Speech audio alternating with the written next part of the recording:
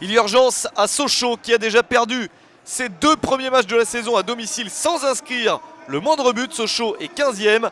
Le problème, c'est que les Lyonceaux affrontent Dijon, 3e du classement. 2 victoires et 2 nuls depuis le début de la saison pour les Bourguignons qui espèrent faire un résultat à l'extérieur. L'équipe d'Olivier Chouafny présente un effectif quasiment au complet. En face, celui d'Olivier Dalloglio beaucoup moins. Paul Diallo, Marié et Tavares sont blessés pour les Dijonnais. Dijon sort d'une victoire 1-0 à Laval au 2e tour de la Coupe de la Ligue. La confiance est donc dijonnaise et ça se voit sur le terrain dès le début de la rencontre avec cette reprise de Loïs Diony. Un jeune attaquant lancé dans le grand bain du football professionnel depuis le début de cette saison de Ligue 2. Il se montre à son avantage.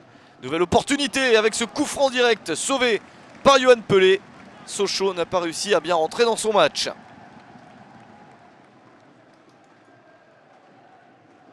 Les Dijonnais espèrent bien ouvrir le score.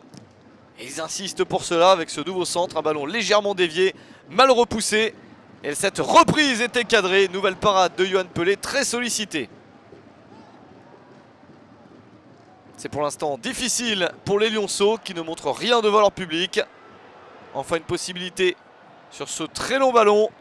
La remise en retrait et cette frappe qui passe juste à côté. Baptiste Renet était battu. Excellente occasion pour Florin Béranguer, l'ancien milieu de terrain de Dijon qui défie son club de l'année dernière et des saisons précédentes. Pas de réussite pour lui. Et à la mi-temps, 0-0 entre les deux équipes. C'est pour l'instant un bon point pour les Dijonnais qui présentent une confiance impressionnante. Ce n'est pas le cas pour les Sochaliens qui n'ont réussi à prendre des points qu'à l'extérieur. Les supporters dijonnais qui poussent, mais Sochaux est bien revenu dans cette seconde période. Béranguer pour le corner, la reprise de la tête, ça flotte dans la défense. Deuxième chance avec Stopila Sunzu. Et le défenseur international zambien qui voit son tir contré. Lui qui a été l'une des très bonnes recrues au mercato hivernal et qui a failli aider Sochaux à se maintenir en Ligue 1. Il voit sa tentative contrée. Autour de Dijon d'avoir une occasion, la reprise de la tête de Cédric Varro, le capitaine du DFCO qui marque à la 74e minute. Dijon prend l'avantage à l'extérieur à un quart d'heure de la fin. Premier but de la saison pour Varro. Un très bel avantage qui fait mal aux Sochaliens.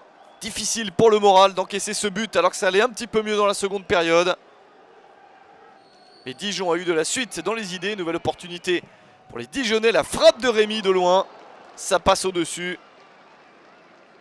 Et il reste trop peu de temps pour revenir. Et pour le 3e match de la saison au Stade Bonal, Sochaux va s'incliner. Incroyable série pour les Lyonceaux et formidable succès pour Dijon qui s'impose 1-0 à Sochaux.